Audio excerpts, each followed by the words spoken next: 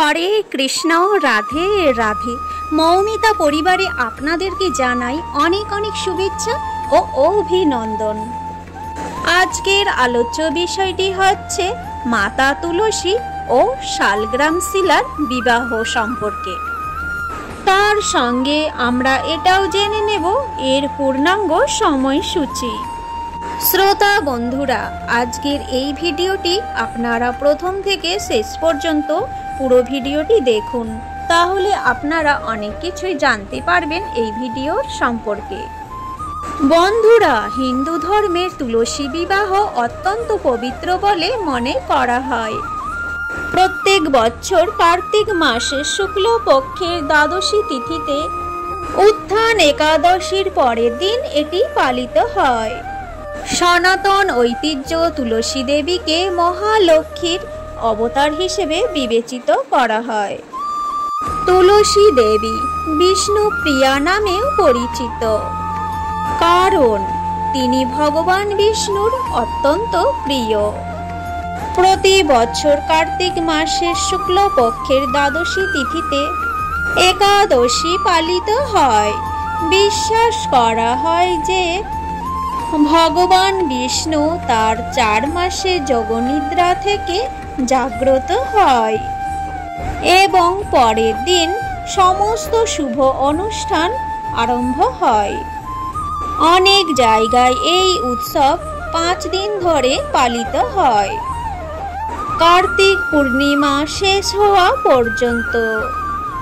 ভারতের অনেক জায়গাতে এই দিন বিবাহিত মহিলারা তাদের স্বামীর দীর্ঘায়ুর জন্য এবং পরিবারের মঙ্গলের জন্য মাতা তুলসীর বিবাহ উৎসব পালন করে থাকেন।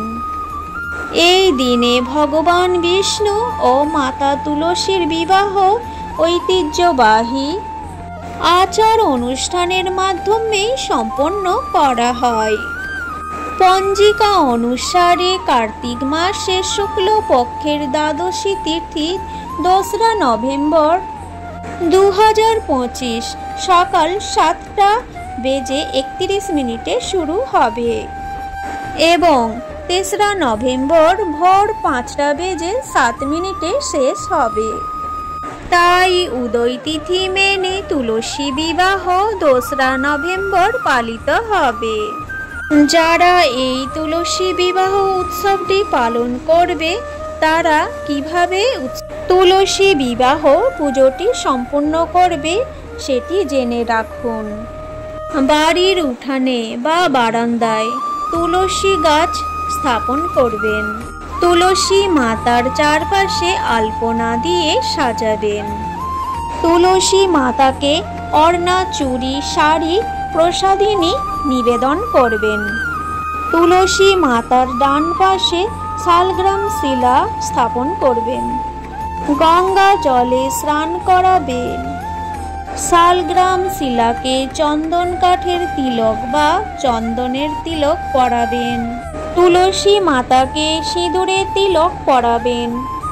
তুলসী মাতা ও শালগ্রাম শিলাকে পঞ্চামৃত নিবেদন করুন। ধূপ কাঠি এবং প্রদীপ জ্বালিয়ে বিবাহের আচার অনুষ্ঠান সম্পূর্ণ করবেন। তার সাথে এটাও মনে রাখবেন, শালগ্রাম শিলাকে অন্ন নিবেদন করা হয় না, পরিবর্তে সাদা চন্দন বা তিল নিবেদন করতে হয়।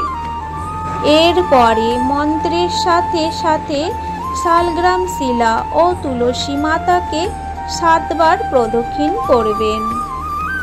বিবাহের পর আরতি এবং সকলের মধ্যে প্রসাদ বিতরণ করবেন।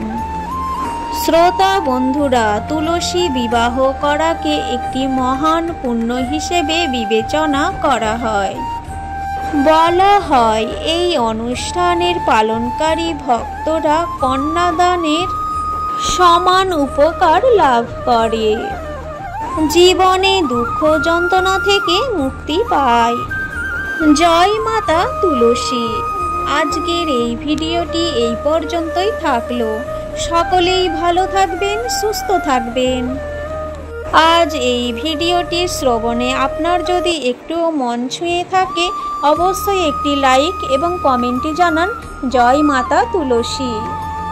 তার সাথে আপনি যদি এই চ্যানেলের নতুন বন্ধু হয়ে থাকেন অবশ্যই চ্যানেলটিকে সাবস্ক্রাইব করে পাশে থাকা বেল আইকনটি অন করে রাখুন, যাতে আমার সমস্ত ভিডিও আপনি খুব সহজেই পেয়ে যাবেন।